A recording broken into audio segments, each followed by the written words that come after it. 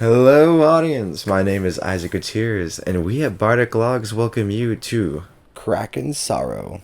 In this episode, we have Darren Park weaving the wonderful story as the everly epic DM. For the party of three, starting with me, Isaac-Bodoir playing Bodoir IronLungs, an ex-fighter turned bard, Scottish dragonborn, is here to yell at you very loudly. And following him into battle, Lyssyros Gavin, an ex-sorcerer turned fighter, a thrill-seeking tiefling who really can't wait to get his hands on some treasure.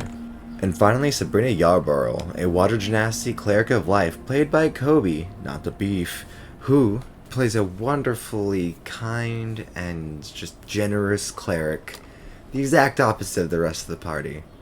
And I welcome you to Episode 1, Cranky Beginnings. So, welcome to tonight's / today / this morning session, depending on where in the world you are. First of all, you will be traveling to a little tiny volcanic island. It's mostly made of a volcano, so for a start, you will all be introducing your characters on the Storm Chaser. You are arriving via ship in the port, and we will start off with Sabrina. Alright. So Sabrina is a water genasi life cleric. She's got very blue, tealish skin, and then her hair is more like a seaweedish color. She's got full plate armor, even though she literally has no combat experience whatsoever. She was pretty much just told to wear that when she went out, and that's what she put on. And basically she is just here to keep y'all standing. That is her life's mission, is to just heal people. So that's pretty much it. So I see Sabrina sort of being on the upper deck of the ship. Maybe not speaking specifically with the captain, but the ship. Definitely walking around with a safety advisor notepad going, these railings are out of touch. You're gonna give one of your crew member rust. Yeah, exactly my thought. A rusty nail sticking out of a door hinge. No, it's fixed ASAP. And You'll stop every once in a while to heal someone who's got seasickness. Exactly, just seeing people puking over the side of the ship. The captain screaming, "We're almost there, don't puke on my ship." With this, we will head over to Sam. You'll have to first of all explain to me how the hell I'm saying that name, and then I'll try and repeat it. Okay. Lyssyros Gavin. Okay. So, Lyssyros Gavin will be, I think, maybe not in the front of the ship so much where Sabrina was, but maybe more in the backish, looking back towards the mainland, imagining just what life has been and why exactly is he heading towards a volcanic island. If you would introduce him for us, please. Hello, this is Lyssyros Gavin. He is a tiefling sorcerer fighter. He is on the ship because he is looking for the thrill of adventure at the moment. He is he used to be kind of full-on sorcerer, but he didn't like the lifestyle he basically grew up in. So he was like, I'm gonna go do a fighter. He pulled another character's running gag, and was like, I'm gonna go be a gladiator and have fun. Because he wanted that thrill. He is on this ship. Go ahead. I see Lyssyros Gavin sort of being a sorcerer entire life and then just want to be, this is not fun anymore, picking up a sword and shield, running into a gladiatorial arena. This is a lot more fun, stabbing at the opponents. It's pretty much, he's dancing around, he's having fun. He's like, oh man, this is the thrill I crave. The opponents getting more and more pissed off, spent their entire lives training for this, and then this Lyssyros Gavin just comes in and makes all of them look like amateur hours. He's like, haha, take that. You can be a little bit prideful at times, or I'd say like arrogant at times. You'd be like, hey, I got this. Love it, I love it. And then Isaac-Bodoir IronLungs. I sort of see being, just for some unknown reason, being on the low, just sort of looking at, well, the people who are being transported, actually. Some of them are injured, as in badly injured, not just quickly healed. Others seem perfectly fine, dressed up in the finest clothes imaginable. And I'm assuming that the dwarf would be along the lines of writing a song or making up a poem or something for them. No, I'd say Bordor is, like, he's sitting there with his bagpipes in his hands, and he's, like, fidangling with it, trying to figure out, like, how to, like, do an inspiring tune. And every time he does it, it always comes out a little dreary and a little, like, melancholy. And he just, like, continuously gets frustrated, and eventually he just kind of gives up and just starts going for a walk about the ship. I love it, I love it. As you start heading up the stairs to the upper deck, Sabrina and Lyssyros start converging towards the captain's steering wheel as he shouts that there is a great group of octopi nearby. And you would see a group of octopi just sort of swimming past the boat in the waves, waving at the captain. The captain sort of blushing, looking down, like, you're not supposed to know me. You're not supposed to know me. They're going to ruin this for everybody. Howdy, you told me you fucked an octopus? He gets a very red blush. Like, I don't want to talk about it. I don't want to talk about it. And with this, his half octopus daughter comes meandering through the captain's quarters. Daddy, I need to go home. Mommy's calling me. At this point, this is probably more than Bordor signed up for, and therefore he returns back downstairs. I love it. In any case, this half octopus daughter looks at the captain.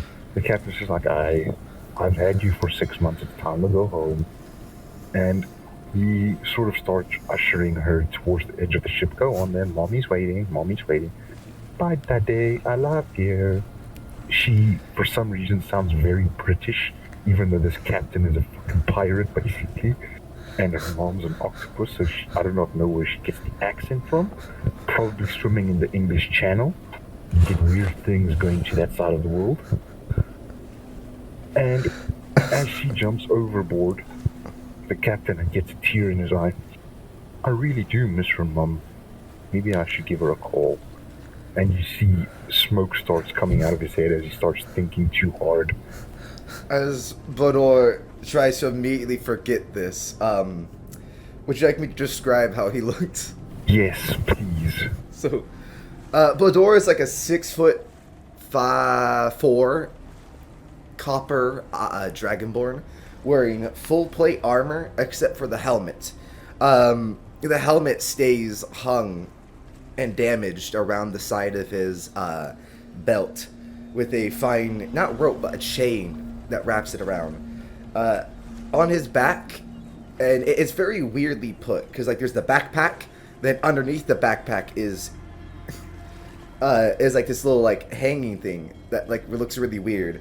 But then you figure out that's where he puts his bagpipes, and it always ends at where like the sack is in it, this little like hanging hammock thing, but the back like blowing things always stick out, so it's so much extra work and off balance, and it's weird. He doesn't really know how to store instruments yet. And besides that, he is a bard, and only a bard. If you bring up the fact that he may be a fighter, it's not true. Simply not true.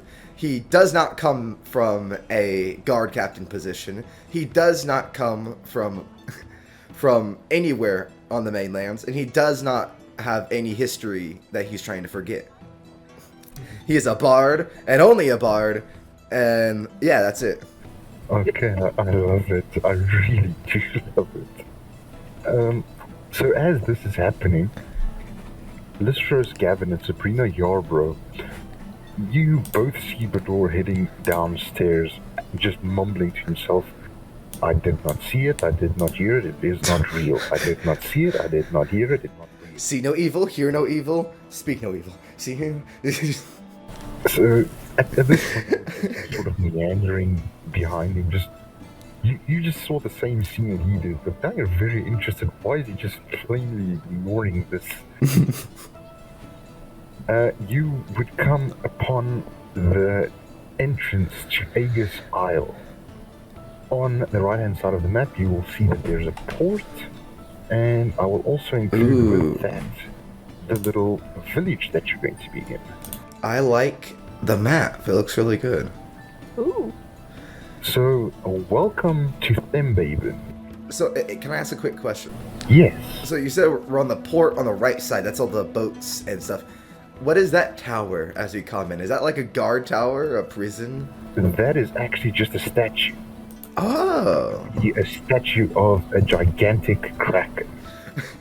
Bodor gets very intrusive thoughts looking at the Kraken statue, thinks about the captain, and goes, No, not gonna think about weird animal fucking anymore. I love it. So you will be passing the gigantic statue of the Kraken, and you will be ending up at the main port. You will see that there's a little port by the Kraken statue, the one directly opposite it. It looks like it's a gigantic hall, but in the meantime, it's actually just a roof for the villagers to party under. So, as you, well, I guess in this case you will be docking at Thembaben. As you're docking, you notice that, first of all, this is a very small town, but they've got this gigantic ass fucking roof that's just in the middle of nowhere for no explainable reason that you know of. And with this, at the docks themselves, you see, and actually, this would be very interesting for Bador, as you see another dragonborn, silvery in nature. Ooh. Horns growing straight up, twisting around each other's. It seems basically like a minotaur's horns if they're grown towards each other. Just shouts out to the boat, Captain Black, did you see your ex-wife came past? Captain Black is like, It's like, I really need to give that woman a call. I really need to give her. And as he does this, you see him just gathering coal. I wonder if she's going to see the smoke signals. Bodor is like grabbing his shit and leaving. He doesn't want to deal with this weird ass captain anymore. He's uncomfortable by the animal fucking. In his head, he's like, how does that even work? It's like an octopus. It's like squishy. Did he just like, is it like a fleshlight? Like what the fuck? And then he's just, he doesn't want to think about it anymore. So he's like walking by really quick, and as he's going by the man talking to the captain, he's like, oh, excuse me, what's where's the place to stay for the night? Well, first of all, good traveler, welcome to Thembaben. The best place to be would be at the Wayfair Lodge. I am the barkeep, James, and I'm also the leader of this little institution that we've got here. None of the patients on Captain Black's ship have disturbed you, and I do hope that his little adventure has not put you off from dealing with our town. What do you mean? Hold on, what do you mean by patience? adventure? There were Like, quite I imagine Lyssyros just kind of pops up behind. It's like, adventure. James just like, oh my god, where did you come from? Pushing her head down. I asked my question first. Answer it first. He's just looking between the two. Wait a second, there's supposed to be 3 of you. Oh, jeez. Sabrina is like standing right next to the other dragonborn. She's kind of just like staring at his horns that are like all twisty and pointy, and she's kind of like poking at them. she's also like making a giant puddle around her because she's soaking wet. Because every time she gets on a boat, she kind of like she gets bored waiting for the docking process, so she just jumps in the water and usually swims to shore. Because she doesn't, being a water genasi, she doesn't really have a problem with that. So she's soaking wet, just like investigating, like kind of like she'll just say like, "Oh, your horns look cool. Do you know that?" I like that she, like, he didn't, like, so you just said that she's right next to him. And he was just like, wait a minute, there's 3 of you. So which basically says that we were so distracting that he was looking at us. And the moment he turned to look around, you're just like poking his fucking horns. And like, man, you got some great ass horns. Jumps up in the air like, holy fucking shit, the 3 of you are gonna kill me. I knew I should have sent it to fucking Lavender Storm. Should have got proper adventures, but no, discounts. Discounts, James, I can save you a pretty penny. Come on, James, I can do it. Remember that prick Lavender Storm decides to offer to be paid. I'll do it for half. He speaks for himself. I want full price. Oh, it's our full price. It's just less than a fucking pussycat. When he says I should have got real adventures, Sabrina crosses her arms and she says, "What do you mean? I am a real adventurer." And her opinion of is she'll use the shape water cantrip to just make like little things created, and she'll just like have them like dance. And that's her way of saying, yeah, I'm strong. Yo, bro, check this shit out. Sees all of this happening around him. I don't get paid enough for this. I do not. In any case, I believe that you, my companion, my race mate, and with this he looks over at Lyssyros Gavin. I believe you said something about adventure that you're listening to. Completely skipping over his companion in actual race, Bodor. I'm pissed. Like he's like, because you know how like Copper has electrical and lightning breath. Like there's like sparks of lightning picking up around his mouth because Bodor's fucking pissed. James looks over at Bodor. Oh, I did not see you. It must have been the smell of ozone in the air.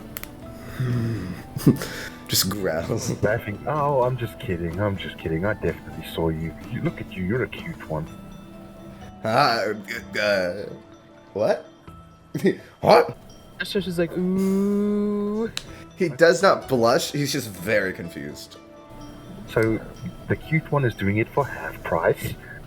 Lyssyros the adventurer is doing it for full price. And then the little looks over is like, toucher is also doing it at full price. Keep in mind, Lyssyros said that full price for Lavender Storm, so technically more than you're wanting to pay. He starts laughing. Originally, I didn't want to pay anything. You guys were coming here for free. Then what's half for free? Nothing. But to be fair, I'll give you room and board. That was always, you won't pay for that. Unless, and he points over to his left-hand side, unless you go into the scary volcano. The scary volcano, you're shit out of luck. I'm not going into the scary volcano. And with that, a gigantic tremor rips throughout the entire island. You see James just sort of going with it. James just standing there. Do not worry too much about this. It's been happening recently. It's part of why we brought you in. With a lot of metal clanging, Bodor's on the floor. like landing on his fucking helm, like as if he landed on his keys. He's like, "How do I fucking ass?" James, seeing this, just shakes his head. He starts laughing. Oh, it's gonna be a long adventure. In any case, my dear friends, come, follow me. We shall dine, we shall feast. And after that, maybe we'll sacrifice you to the gods, depending on how the day goes. I'm gonna have to kill a lot of people here, but let's enjoy the night we have. Always down for a feast. James starts leading you into Blackmoor Storehouse. That is, it's the Wayfair Lodge, but that's the building that he's leading you. He's leading you towards. He opens it up, and before he can enter, he sort of holds his hand out, telling you to just stand back for a second, and he just shouts in, "Chill! We've got company! They're not sacrifices!" And he sort of mumbles, "Yet." You see a human female come running down the steps. You're assuming that this is Jill. Jill is just shouting back, "Keep your scales on! You know I'm busy. I've had to set up this entire feast for people who are not even going to eat it." James just looks at Jill, shakes his head. "But these people are going to eat it. Just, ixnay on the sacrifice name." Bodor like looks to Lyssyros and Sabrina, and like gives that look of like this is like too on the head, right? Like this has got to be a joke at this point. Schwartz is like, "Oh, so when is the sacrifice taking place?" James does an immediate one. "Oh, you've heard about it? Good. Then I can tell you. So we've got a couple of patients coming with the boat. Captain Black has taken terminally ill patients that have given up on life. And we are sacrificing them to stop these tremors. That's why you have been invited. To sort of give them a live sacrifice if needed." "No, I'm just kidding. The reason that you actually came is we do need you to investigate the volcano. We used to have a lava bog in there, but it's been gone for centuries." Fucking lava bug. Like in Bodor's head, he's just like, "Yeah, we're gonna have to kill this town." So you don't need to stress about that. There has been some, as you've seen, octopi sightings. One crazy sailor, Adam, he even swears up and down his own life that he saw a Kraken spawn, but that's just a bunch of hooey. Kraken spawn this close to a volcano, everybody knows he's just making it up. Couldn't Sabrina speaks up and she's like, can't I just heal the terminally ill patients? Like, I'm pretty sure I could do that. It's like, my job. And I'm pretty sure gods don't control tremors. I'm pretty sure it's tectonic plates. James and Lily look towards Sabrina and like, "That depends. Are you going to do something about the tectonic plates moving?" Well, you said that's what we're here for anyway, right? So I can just heal them and then we can go stop it. Yeah, but the tectonic plates has got nothing to do with the volcano. We just want to know what happened to our lava block. The tectonic plates is the will of the gods. That's why we're sacrificing the people. The gods is going to stop the tectonic plates. Oh god. Paylor is a good friend of mine. Okay, he'll talk to you whatever gods you've got. He'll get that worked out. If not, I'll go punch your god in the face. Okay, let me lay it out for all of you here. We will stop the sacrifice and allow you to heal them if he punches a god in the face. Fucker. I'll tap Boudoir on the shoulder. I'll just be like, "All right, man, you got this." Fuck yeah, I do. He gets up, like, whatever food they had ready, he's grabbing and, like, putting it in a sack to go and ready to run out to go punch a god. Okay, so how much of this food are you grabbing? Because there's about like 100 pounds. Whatever, like, a good meal for himself. Not too rude, maybe a little more, just to be like fuck you for, like, sacrifices, so I'm taking a little bit extra of your food. But besides that, like, not like that much. Just not like a absorbent amount. Basically, a little bit more than a normal person's. Sabrina's just gonna stuff her face with one meal's worth and then get ready to leave. So it's like, "I don't want to leave, but adventure calls." Kind of funny if you just sat there eating. It's like, tasty. I'll meet up with you guys. Give me a second. I just see Lyssyros just standing and eating, just like, I do not yet adventure, but food. Food. Put on distance, man. Food can come with us. Adventure will not wait. He has like this weird short circuit moment where it's like, I got but food, adventure, food. Like waving a turkey leg in front of his face, like, Bodor's like, come on. Let's go, boy. It's like, fine. Yes. As you exit the Wayfarer Lodge, you hear a distinct male voice shouting into the air with occasional bursts of flame appearing near. Call me back, Nancy. First of all, near the ship, yeah, where Captain Black. I miss you. I want to be a family. I just want to be a family. I'm sorry I fucked a squid. The squid is Nancy. I meant an octopus. I imagine Lyssyros is also watching this, and he's like, I kind of want to watch the soap opera go on. While that is going on, you see jets of flames just jutting out of the forest near you. And this thing drawl. The Kraken spawn are gonna kill us. All of us. Why does no one believe me? The Kraken spawn are here. Yeah, time to go check that out. And if you like that video and like to see more content, please drop a like and subscribe to Wolfer28, or give us a follow and a rating on both Spotify and iTunes as Bardic Logs. Thank you very much, and we hope to see you next time.